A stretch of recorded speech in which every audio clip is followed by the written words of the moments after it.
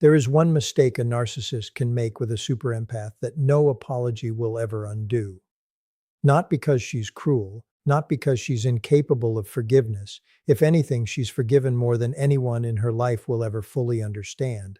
But this particular mistake doesn't get processed the way every other injury in the relationship got processed. It doesn't go through the usual cycle of hurt, explanation, extended grace, and eventual reconciliation. It goes somewhere else entirely, somewhere final, somewhere she never has to revisit again, because once it's understood clearly, there's nothing left to argue about.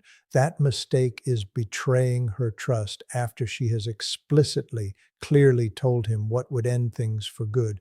This sounds almost too simple to be the answer, and that's exactly why so many narcissists miss it completely, right up until the moment it's too late to matter.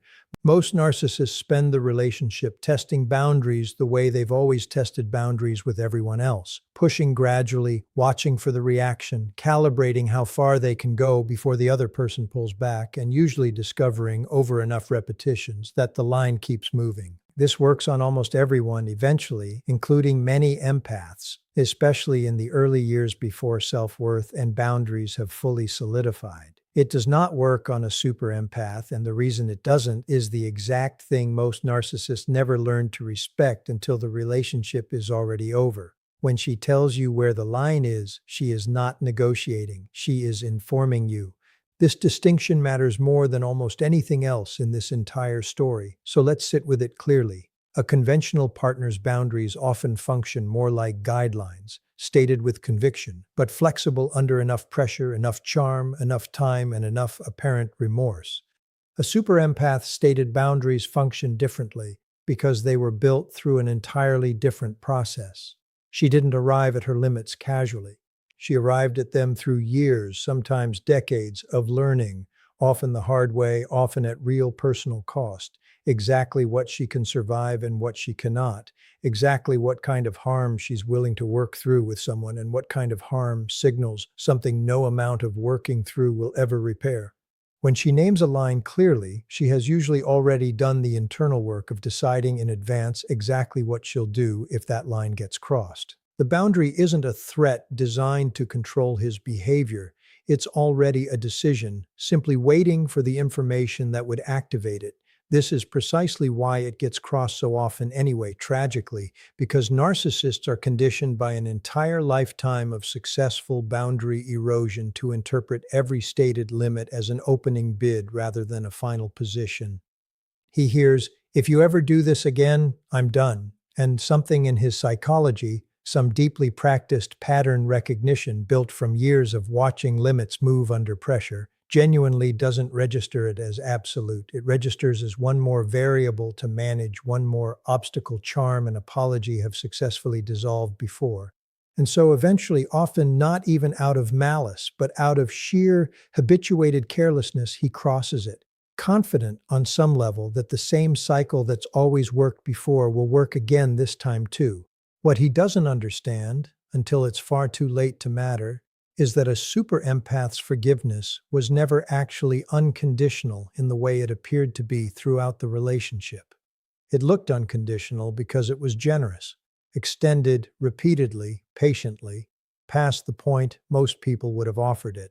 But generous is not the same as limitless, and the difference between those two words is exactly where this final mistake lives.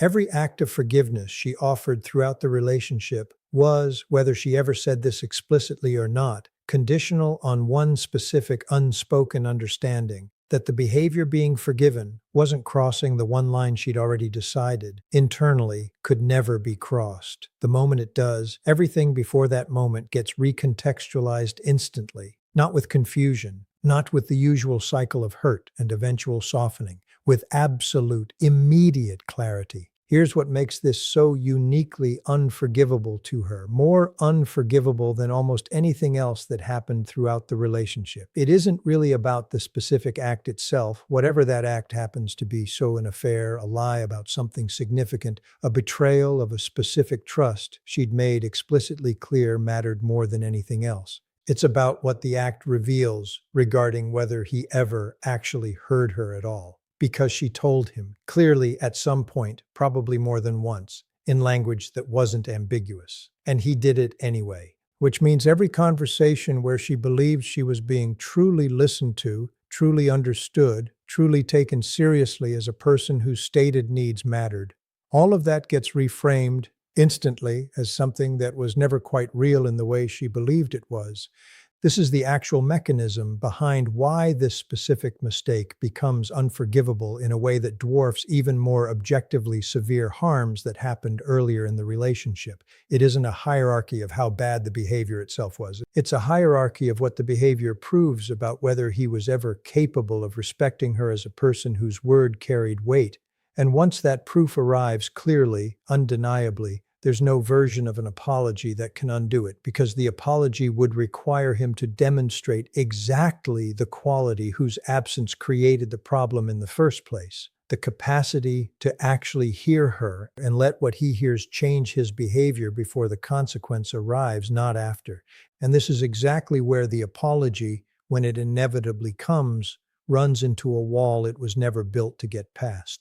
Because most apologies a narcissist offers throughout a relationship are, whether consciously calculated or not, designed to restore the previous emotional temperature, to make the discomfort of the moment pass, to reopen the door that just closed, to get things back to a version of normal that felt tolerable before the rupture happened. And for most ruptures, that's exactly what an apology needs to accomplish. But this particular mistake isn't a rupture in the ordinary sense. It's the confirmation of something she'd already, quietly, decided in advance, which means the apology isn't actually being evaluated against the question, will this restore normal? It's being evaluated against a question the narcissist doesn't even realize is being asked. Does this change what I now know to be true about whether he ever really heard me? No apology can answer that question in the moment it's given, because the answer was never going to live in words at all. It could only ever live in the choice that came before the words, the choice, in the actual moment of temptation or opportunity, to remember what she'd told him and let that memory govern his behavior instead of his impulse. That choice is the only thing that would have mattered, and it's the one thing that, by definition, can no longer be made once the mistake has already happened. Every apology that follows is, structurally, an attempt to retroactively produce something that could only have ever existed prospectively. This is why even his most eloquent, most seemingly sincere apology tends to land for her as noise rather than information. Not because she's being unreasonable or punitive, because the apology is answering a question she already has a permanent answer to. Here's what makes this even more final, and it's worth understanding clearly if you're a super empath recognizing this exact pattern in your own life. The intensity of his apology after this specific mistake often increases dramatically compared to anything he offered for earlier, sometimes objectively worse behavior. And this increase, rather than moving her, tends to confirm the very thing that made the mistake unforgivable in the first place. Because if he's now capable of this much insight, this much apparent remorse, this much articulate understanding of exactly what he did and why it mattered so deeply to her, the obvious, unavoidable question becomes, where was all of this capacity before? If he can access this depth of understanding after the fact, in service of winning her back, why couldn't he access even a fraction of it beforehand, in service of simply not doing the thing at all? The apology, in its very sophistication, becomes evidence against him rather than evidence for him, because it proves the capacity for that level of understanding existed the entire time. It was simply never deployed when it actually mattered. Before the harm rather than after it, when deploying it would have cost him something instead of merely being spent trying to recover something he'd already lost. This is one of the most painful realizations a super empath reaches in the aftermath of this particular mistake. And it's worth naming clearly because it changes how she relates to the entire relationship in retrospect, not just to the final rupture itself. Because if he was capable, all along, of understanding her boundaries this deeply enough to articulate exactly why crossing this one mattered so much, deeply enough to construct an apology sophisticated enough to nearly move her, then every previous moment where he seemed confused, oblivious, or genuinely unaware of how his behavior was affecting her starts to look different in hindsight. not necessarily as deliberate cruelty in every instance, but as a kind of selective attention that was always, on some level, a choice rather than a genuine limitation. The insight was available. It simply wasn't being spent on her in the moments that actually required it, until spending it became the only remaining tool left in his arsenal to try to get her back. This is also quietly one of the reasons a super empath's response to this specific mistake so often surprises the people around her, including sometimes the narcissist himself, because she doesn't respond with the escalating anger, the dramatic confrontation, the prolonged emotional processing that might be expected after a betrayal this significant. She often responds with something far quieter, far more unsettling to him precisely because it doesn't offer him anything to work with. Calm, clear, final acknowledgement. Not, "I can't believe you did this," delivered with the kind of visible devastation he could potentially still work to repair. Something closer to, "I told you exactly what this would mean, and now I know you," delivered with the specific, grounded stillness of someone who isn't deciding anything in this moment because the decision was already made in advance long before this exact circumstance arrived to activate it.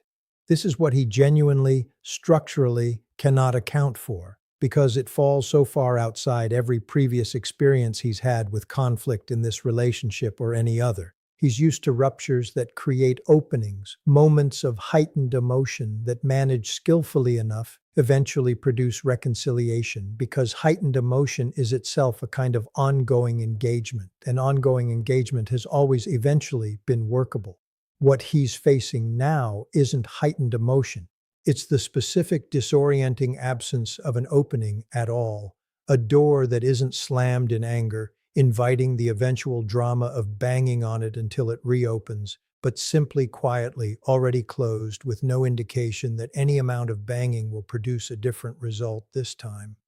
And this is where he finally, if only privately, begins to understand something about super empaths that most people never fully grasp until it's far too late to matter. Her capacity for patience was never actually the absence of a limit. It was the presence of an extraordinarily high one, built specifically because she understood long before he did exactly how much a person can survive giving before giving becomes its own kind of self-destruction.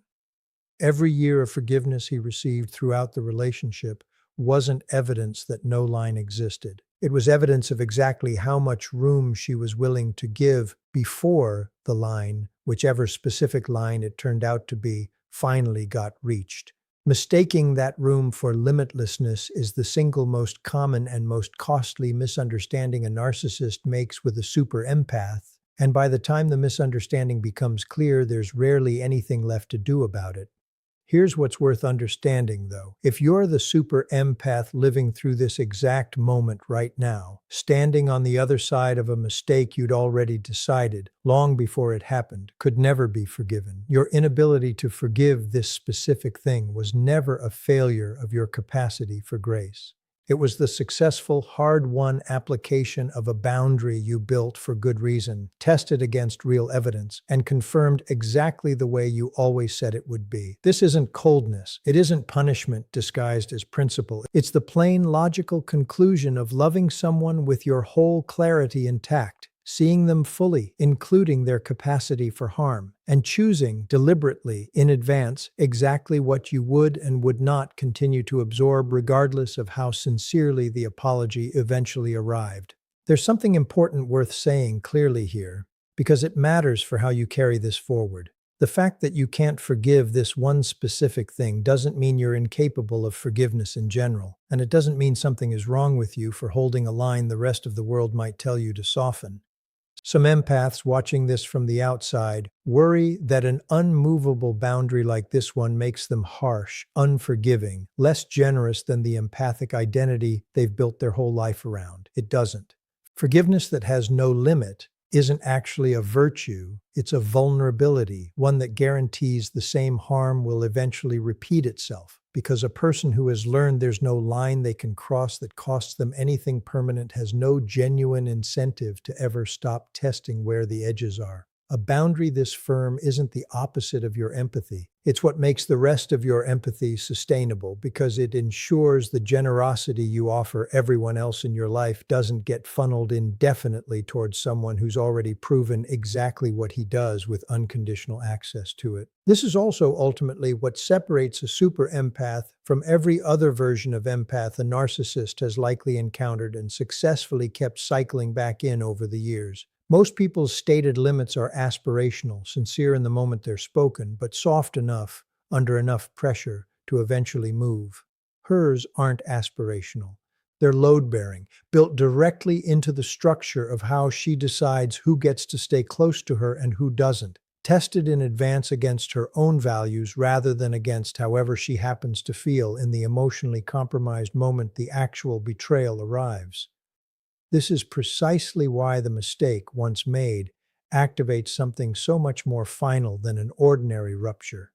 It isn't triggering a new decision. It's simply revealing a decision that was already complete, waiting quietly for the one piece of information that would confirm it needed to be enforced.